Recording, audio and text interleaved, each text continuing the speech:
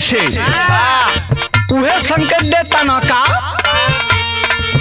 लाल लाल ओठा हवा से लाल लाल ओठावा से बरसल ललैया हो की रस छुए लाल लाल ओठावा से बरसल ललैया हो की रस छुएला जैसे यहाँ मामा के मोजारा से रस छुएला हो की रस छुएला जैसे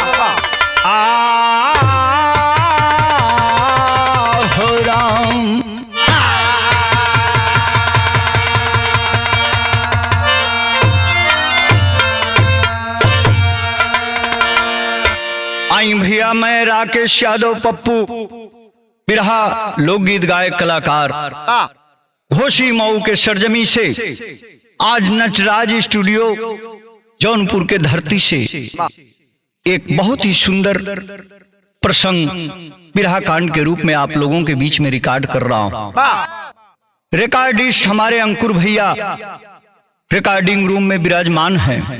उनके देखरेख में सुंदर सा कांड आप लोगों के बीच में जाएगा। भैया के चैनल के आप लोग इतना सब्सक्राइब लाइक कमेंट कर दें कि दिन रात में मिल के मिलियन में भाग जाए चैनल। भूमिका के लाइन में कहना है मास्टर साहब क्या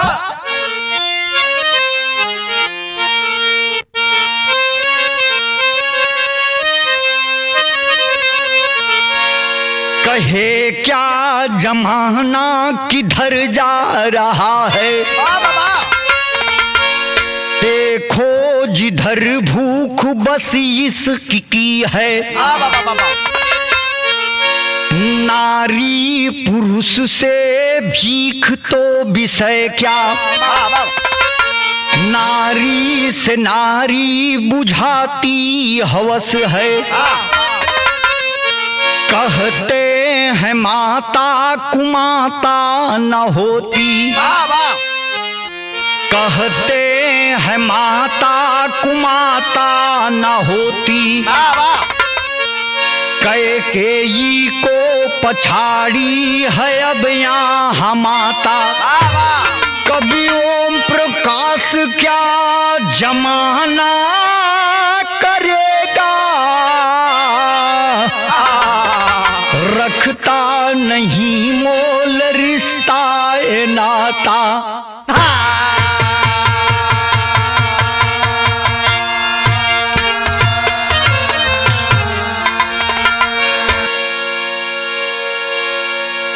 सुने थे कि माता कुमाता नहीं होती है लेकिन ये प्रसंग आप लोगों की जागरूक करे के मकसद से गावत नहीं। कहते हैं माता कुमाता न होती कैकेयी को पछाड़ी अब माता कभी ओम प्रकाश क्या जमाना करेगा रखता नहीं मोल रिश्ता ए नाता। रिश्ता और नाता का कोनो मतलब नहीं, हर जगह स्वार्थ ही स्वार्थ दिख रहा है। हमारे बिरहा में आगे बढ़ने से गजल लगल है मास्टर कैसे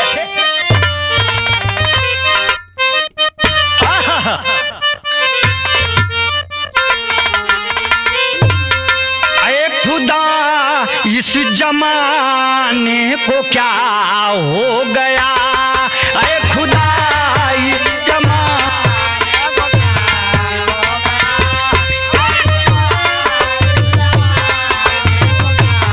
हो गया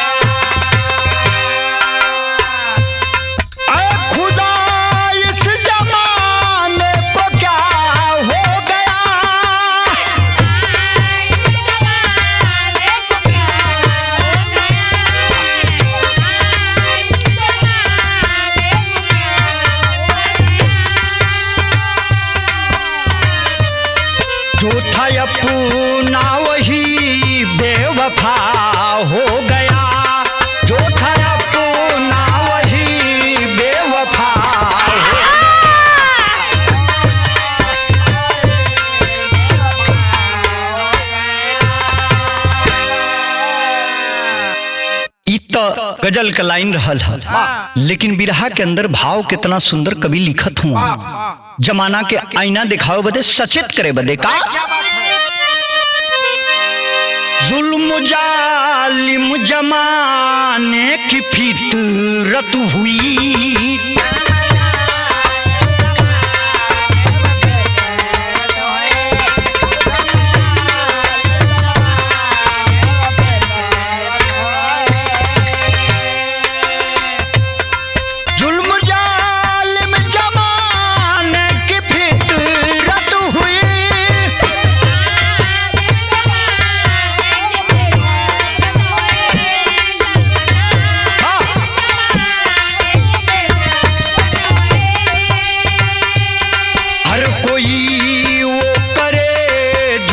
हसरत हुई हर कोई।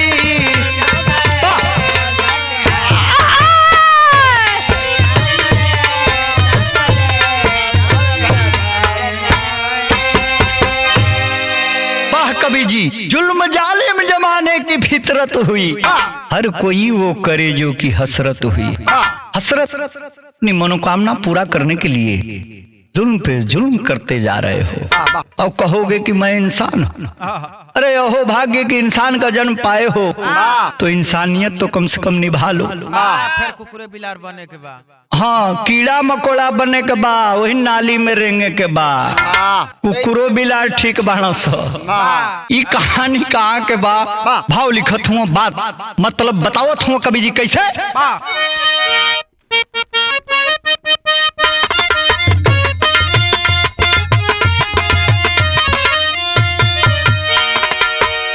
पश्चिम बंगाल जिला हुगली एक शहरिया है, पश्चिम बंगाल जिला हुगली एक शहरिया है, आदर्श कॉलोनी पंकज शर्मा की बखरिया है।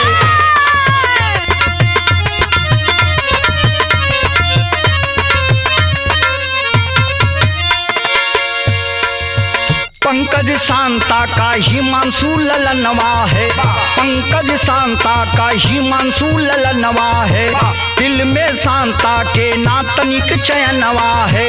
बचपन की सहेली इसरत परवीन रही, शांता से मिले भी एक दिन जी रही।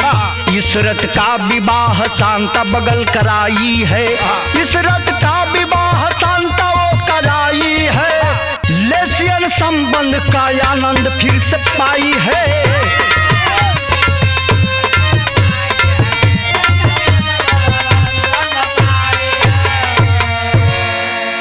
ए भैया बात के समझ लिहल जाए।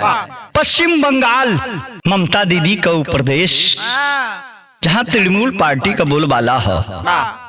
हुगली जिला हो संपन्न जिला में गिनल जाला। आदर्श कॉलोनी में पंकज शांता के संग रहतन। एक बेटा बा जेकर बेटवा का नाम हिमांशु बतावल गए। बढ़िया से बितावत हूँ ये भैया, जो है कि रिश्ता मजबूत है, दिन बीतत जाता। हमारे बिरहा में आगे बढ़ला से पहले एक लाइन बड़ी कचाका तर्ज लगल है मास्टर साहब, कैसे।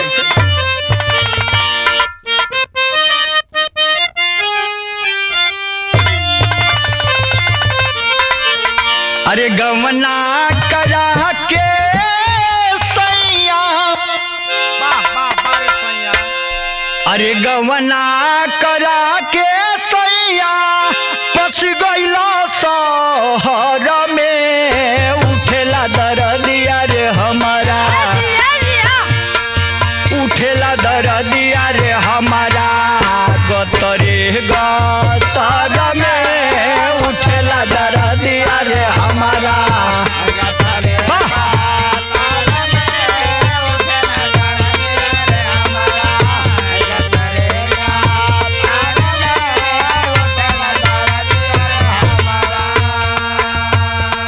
लेकिन भाव कितना सुंदर लिखत हो कवि जी। बिरहा से एक मिनट में ध्यान आप लोगों का इधर उधर हो जाए तब बिरहा से कई किलोमीटर दूर हो जाए। कहना बा शांता इसरत माजा, शांता इसरत माजा, लुटे लगल घर में सब ही समझ गइल यारी, दोनों के नई हर में सब ही समझ गइल यारी।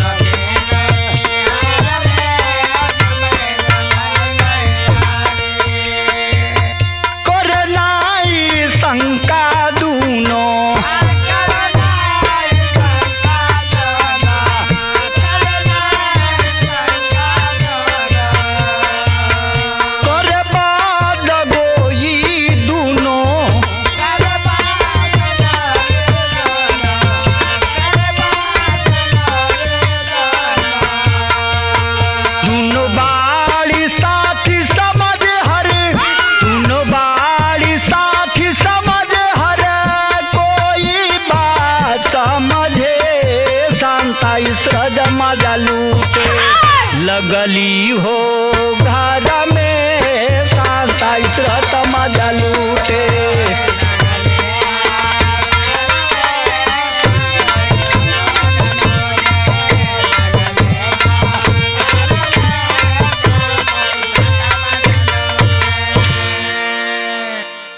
ये भैया शांता और इसरत अपनी माई के और इसरत जौन पड़ोसन रहा फीमेल को एक साथ देख के लिपटते हुए जब पंकज बालक देखा है, सोच रहा है ई कौन कलयुग है दादा, हमारे बाबू जी भन बटले बाड़ा आ इसरत जौन बा वो लेडीज ई का करतो और ध्यान लगा के वही झरोखा से ताके लगल देखे लगल। हमारे बिरहा में तर्ज लगल मास्टर साहब कैसे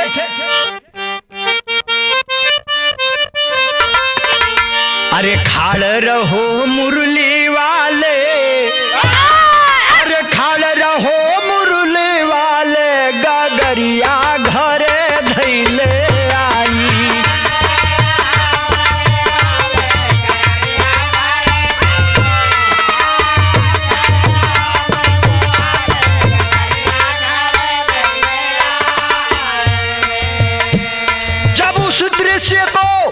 पंकज देखता है, फटकार लगा दिया बाबू, बुरा लगा है, ये उचित भी था। क्या हो रहा? बोले है पंकज ऋषियाई, बोला है पंकज ऋषियाई, दोनों तू बारू हर जाई।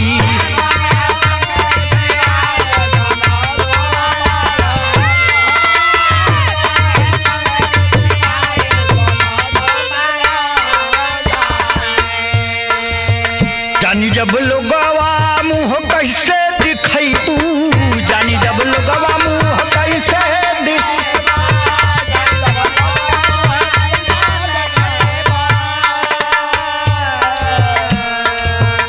जिया पे आँख दोनों कैसे मिलई।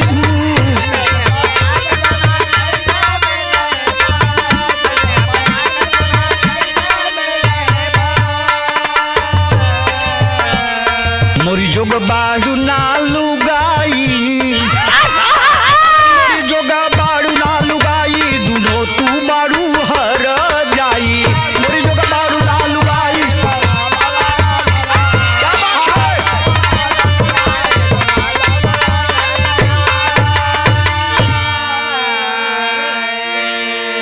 पंकज कह रहा अरे ये कुकर्म तुम लोग कर रहे हो, ये प्यार आपस में ऐसे बिखार दे रहे हो, नष्ट कर दे रहे हो। यही एनर्जी अगर बचा के अपने पति के साथ होने से और प्यार बढ़ता। लेकिन तर्ज बदल गए मास्टर साहब हमारे बिरहा में।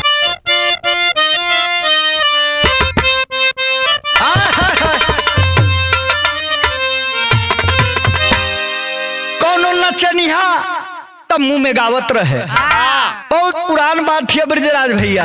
छोटे छोटे रहिया कहे लो कि बार गोली चल गई तो मुँह छेदा गई, मार बिलुक्का हो गई। कैसे? पावन चोभा वाला तमु फुका गए। अरे जब से सिपाही से, अरे जब से सिपाही से पहले हवलदार हो न थुनिया पे गोली मारे, राजा जी हमार हो न थुनिया पे गोली मारे।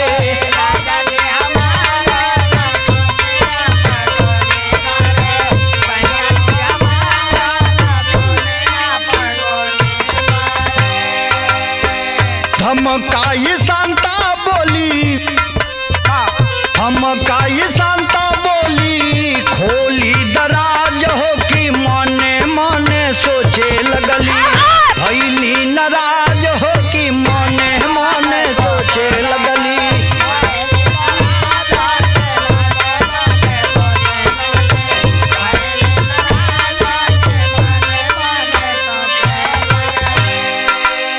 अरे हमारी शरत से रही जारी,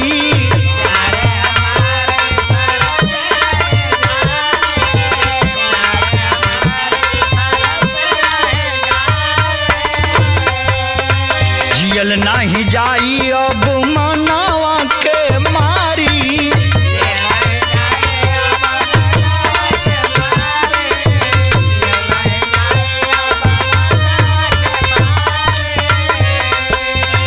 तो भी गइल पंकज लागल, तो भी गइल पंकज लागल, खुद के बलाज हो धमकाई संता बोली लगली, होल बजराज हो धमकाई संता बोले लगली।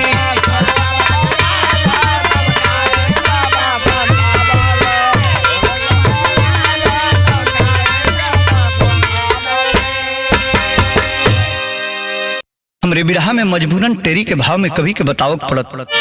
और करेंगे साथियों क्या,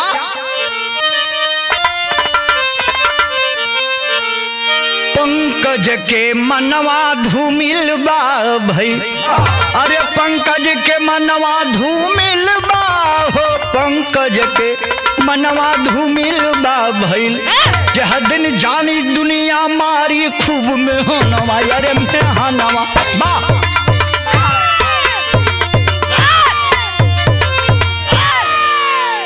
छंद में कवि का बतावत हम का,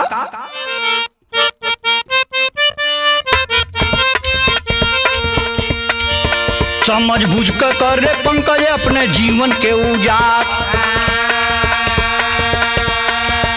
समझ गई संता पंकज अब मान लिया हाथ, तनिक फर्क नहीं संता के भाव में सुधार, तनिक फर्क नहीं संता के भाव में सुधार, संता ईशरत के बदलल बाबारी व्यवहार, संता ईशरत के बदलल बाबारी व्यवहार।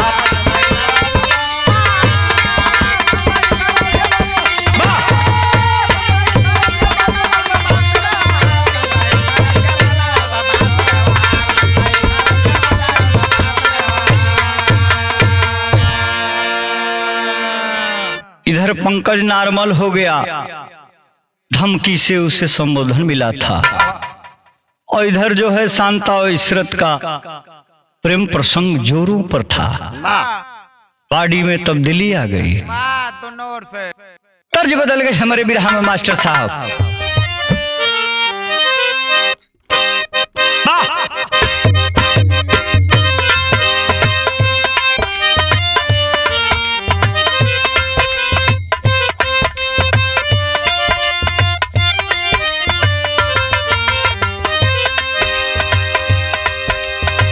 चांदी जैसा रूप है तेरा, सोने जैसा बाल,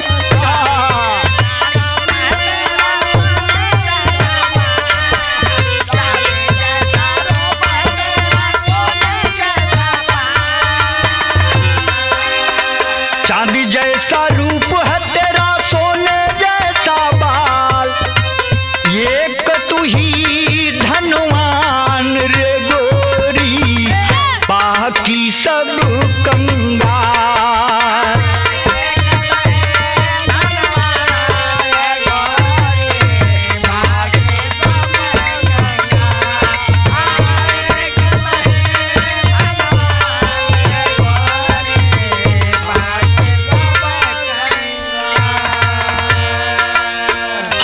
हरकत शांता इसरत की हिमांशु दिखाए बार।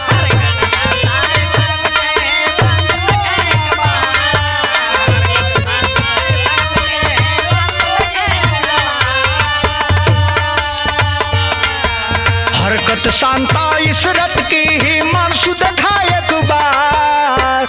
बोला कहबू सबसे हम जाके माई मोर छिना।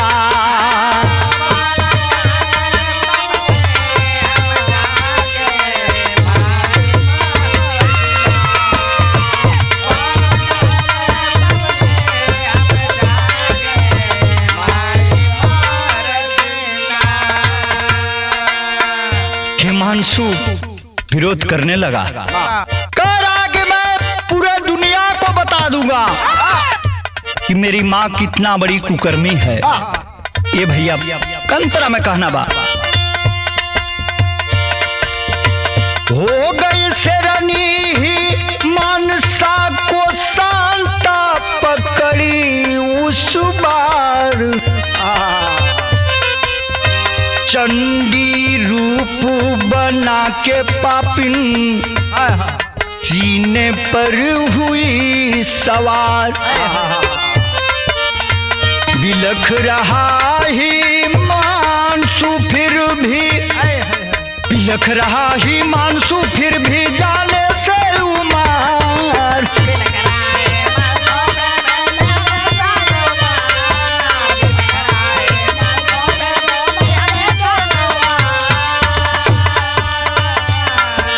बिलख रहा ही मानसू फिर जान सदी हलीमा।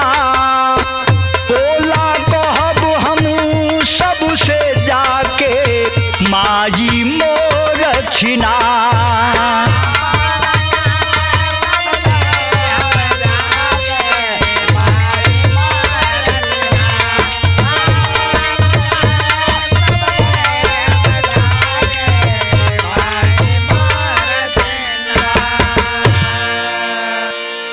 ये बाबू हिमांशु जब विरोध कर रहा है, माई हो 9 महीना पेट में लेके ढोल छतिया पर बैठ के नटैया दबा देला। अंतिम सांस लेके हिमांशु तड़प तड़प के मर जाता है। अपन में भाव लगा मास्टर साहब, कहना बा क्या? छटपटा के तजदी हला परानवा बचावा हिमांशु। धूमिल न तन को माई के बमनवा बचावा हिमांशु।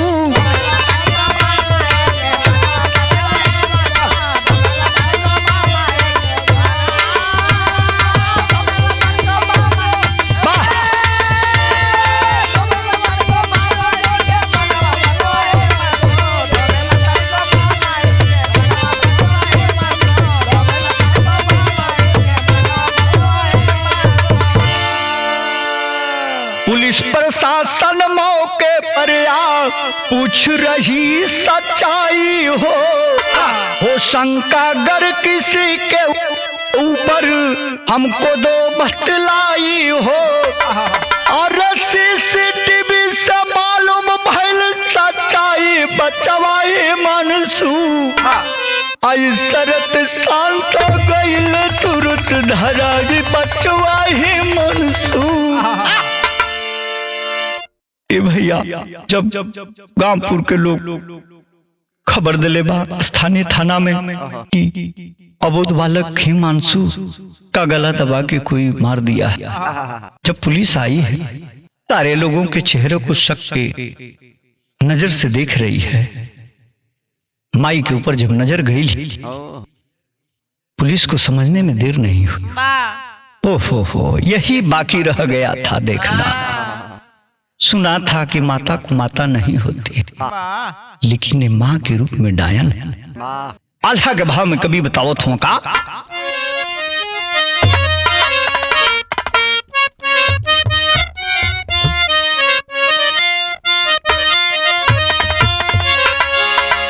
सगरी हलातिया बतवाली पपिनिया भैया।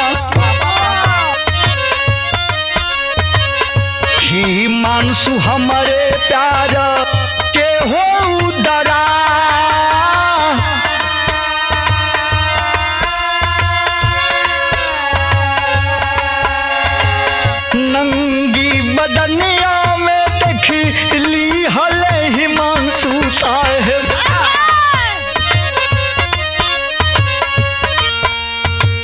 कहले कहब सुना भेषा भाऊ जहाँ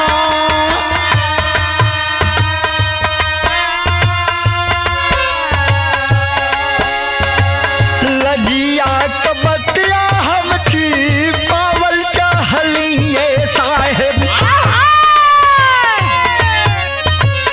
यही बद दिहली हम ही मान सुख मारा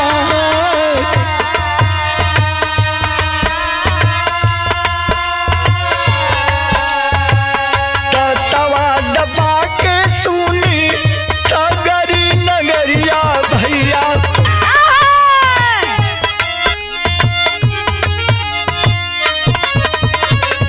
भैली पपिनिया दूनो तुरंत गिरा बुता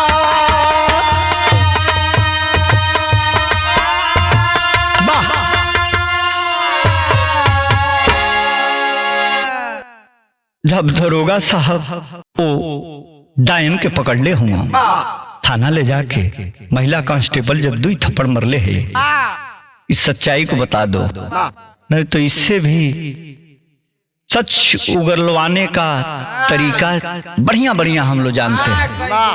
ये भैया बतौले है संता इसरत से हमारा अवैध संबंध था, हम लोग मौज मस्ती एक आदत सी बन गई थी। ये भैया दोनों प्लस प्लस या दोनों माइनस माइनस ये बलबवा कैसे जरे सरवा हम अभी तक कंफ्यूज हैं। उनके मालूम है जेपी भैया के ये कुल को तो मास्टरे हुआ खड़ी के भाव में कभी